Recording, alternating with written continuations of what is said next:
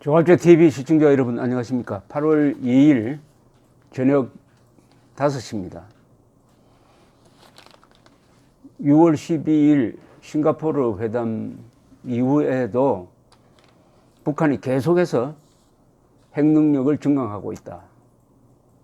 미사일 제조 공장에서는 계속 활발하게 움직이고 세계 이상으로 추정이 되는 농축 우라늄 시설도 계속 가동 중이다.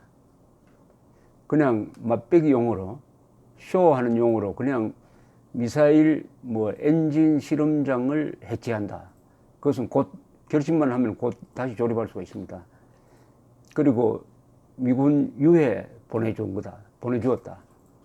이런 걸로 때우려고 하지만은 미국의 언론, 미국의 전문가, 그리고 미국 의회는 속지 않고 있습니다. 트럼프는 자기가 뱉어놓은 말이 너무나 장밋빛이니까 금방 또 거둘 수가 없어가지고 계속 끌려가고 있습니다만은 본격적으로 미국, 특히 외교에 적극적으로 관여하는 상원의 역할이 아주 활발해지고 있습니다. 미국 의회에서는 요사이 한국에 대한 경고 이야기가 많이 나옵니다. 이 코리 가드너 상원 동아태 소비위원장은 개성공단 재가동은 대북 제재 위반이자 중대한 실수가 될 것이다. 제재를 위반하는 모든 개인 기관은 세컨더리 보이콧 제재를 받을 것이다. 세컨더리 보이콧이라는 것은 북한에 대한 제재 의무를 지키지 않는 금융기관 또는 국가 또는 회사에 대한 제재를 말합니다. 2차적 제재를 말하는 것이죠. 또 벤 카딘 상원 외교위 의원은 남북 교류를 장려하지만 제재 안에서 이루어져야 하며 제재를 위반해서는 안 된다. 크리스 쿤스 상원 외교위 의원은 대북 제재 완화는 검증 가능하고 불가역적인 북한의 비핵화가 진전을 보였을 때 이루어질 수 있다. 한편 이유진 통일부 대변인은 개성공단은 가능하면 빠르게 재개돼야 한다는 입장을 가지고 있지만은 대북 제재 틀 속에서 문제를 풀어나가는 게 중요하다. 이런 이야기가 오가고 있습니다. 그리고 상원은 주한미군을 22,000명 이하로 감축하는 것은 트럼프 대통령이 마음대로 할 수 없다. 의회의 동의를 받아야 한다라고 이렇게 묶었습니다. 재밌는 것은 이 대북 정책에 관한 한 민주당, 공화당, 상원에서는 공화당의 의견 차이가 거의 없습니다. 똑같아요.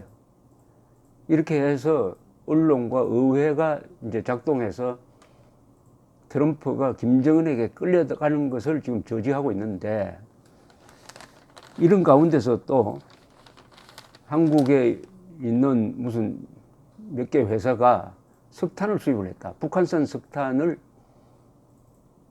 모르고 수입했느냐, 알면서 수입했느냐, 이게 지금 조사 중이겠지만은 러시아산으로 위장된 북한산 석탄을 수입을 해가지고 제재를 지금 위반했다. 여기에 대해서 우리 외교부가 아주 난처한 입장에 처해 있는 이런 상황입니다. 한편 아주 재밌는 제가 발언 하나를 소개해 드리겠습니다. 뉴욕타임즈에 난 기사인데요. 요사이 북한 핵 문제를 쓰는 기사에 거의 빠짐없이 등장하는 인물이 한 사람 있습니다. 이 캘리포니아의 몬테레이라고 있습니다. 몬테레이, 샌프란시스코 근방에 있는 해안 도시, 이 별장이 많은 도시인데, 여기에 미들베리 국제문제연구소가 있고, 여기에 제프리 루이스라는 이 군축 전문가가 한 사람이 있습니다.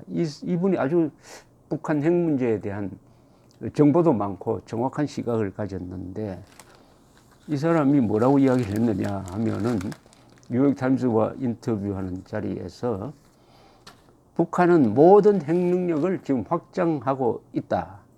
그런데 공정하게 이야기한다면은 북한은 한 번도 핵을 포기하는 데 동의했다는 이야기를 한 적이 없다. 한국이 북한이 핵을 폐기하기로 동의했다는 이야기를 한 적이 있다.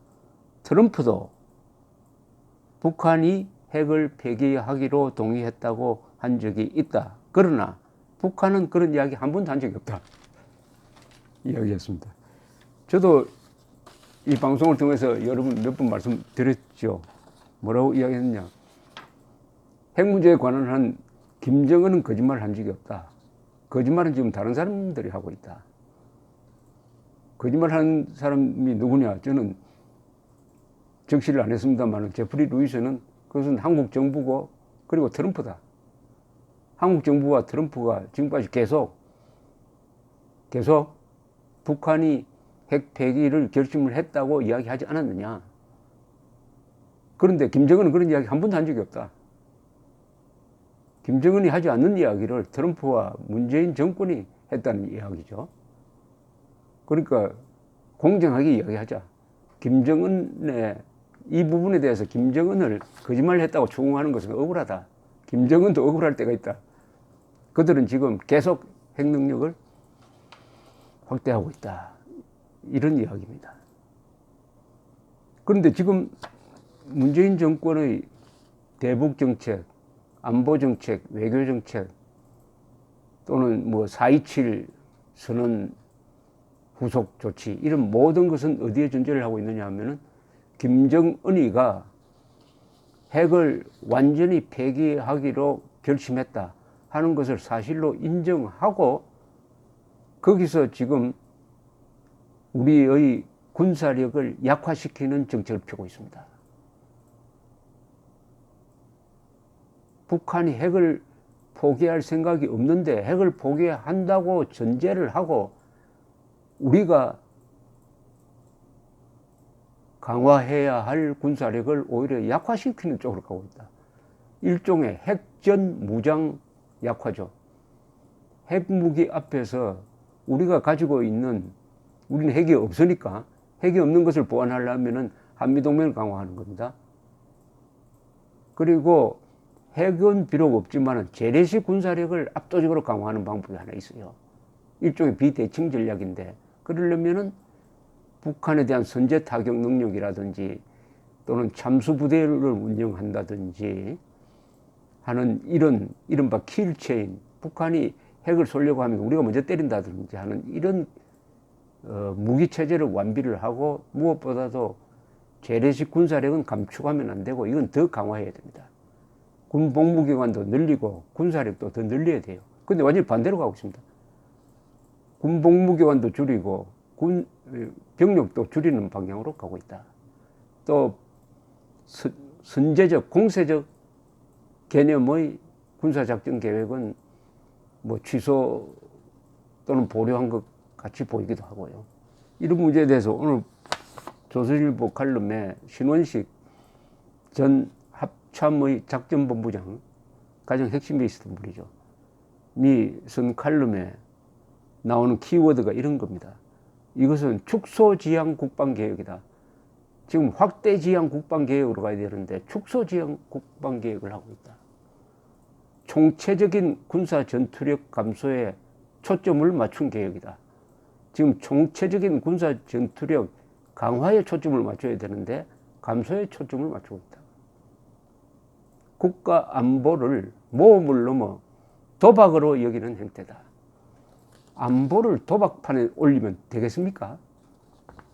기업인은 도박을 할 수도 있어요. 기업인은 모험을 할 수도 있습니다. 그러나 안보는 절대로 모험을 하면 안 됩니다.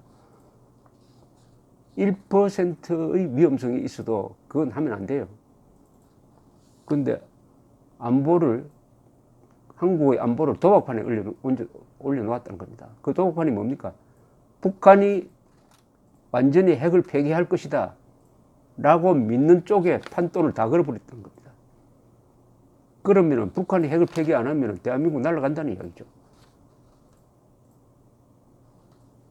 또 이런 표현도 있습니다. 북한의 평화 공세와 선의만을 믿고 거기에 기초해 만든 게 역력하다. 역사의 교훈을 망각한 순진한 발상이다. 북한의 선의, 북한이 참 착한 사람이다. 김정은이가 착하다. 착한 김정은을 믿어보자. 이런 전제로 해가지고 지금 국방 계획을 바꿔가지고 군사력을 일방적으로 약화시키고 있답니다. 이건 뭐 거의 자살행위죠. 자해 또는 자살행위죠. 이런 표현을 썼습니다. 남북 관계를 위해 모든 것을 버릴 수 있다는 정치적 신념이 자리 잡고 있다는 합리적 의심을 버릴 수 없다. 남북 관계를 위해서 모든 것을 버릴 수 있다. 모든 것은 뭡니까? 국가도 버릴 수 있다. 국군도 버릴 수 있다. 자유도 버릴 수 있다. 민주주의도 버릴 수 있다. 법치도 버릴 수 있다. 방공도 버릴 수 있다. 이렇게 보이기도 합니다. 저도. 그러니까 홍준표 대표는 대한민국을 통째로 갖다 바치렵니까 하는 구호를 만들었는데 위장평화쇼라는 말과 함께 그것으로 욕을 하는 사람도 있지만 결국 지나놓고 보니까 아마 홍준표 대표를 욕했던 사람은 좀 미안할 겁니다. 위장평화쇼 아닙니까? 핵전 방어력 약화를 노리는 이 정권의 그러면 정치적 신념이란 뭐냐? 신원식 전 예비역 중장은 그 이야기는 하지 않았습니다만 이 정치적 신념이란 게 뭐냐? 지금 일부에서 이야기하고 있는 주사파는 김일성주의입니다만 김일성주의와 어떤 관계가 있느냐? 이 정권 안에 김일성주의자가 있다. 김일성주의 정확히 말하면 주사파 운동권 출신이 있다. 그런데 전향했다는 이야기를 하지 않는다. 또는 과거를 반성했다는 이야기를 하지 않는다. 그러니까 의심스럽다. 합리적 의심.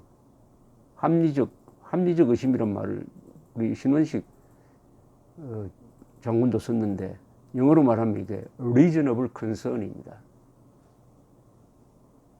reasonable concern. 타라오라는 미국의 CSIS 싱크탱크의 개원연구원은 지금 전향했다고도 이야기하지 않고 반성했다고도 이야기하지 않는 김일성주의 운동권 출신이 이 정권에 들어가서 이 나라를 이끌고 있는 이 방향이 북한 노동당 정권이 목표로 하는 한반도의 주체 사상화, 그걸 주체 혁명이라고 표현을 했습니다만 그것과 같은 방향이 아니냐 하는 reasonable concern이 있다라고 이야기를 했습니다.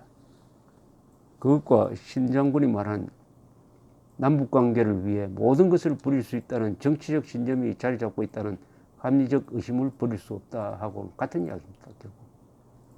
한반도에서 가장 큰 전략은 이념입니다. 이념.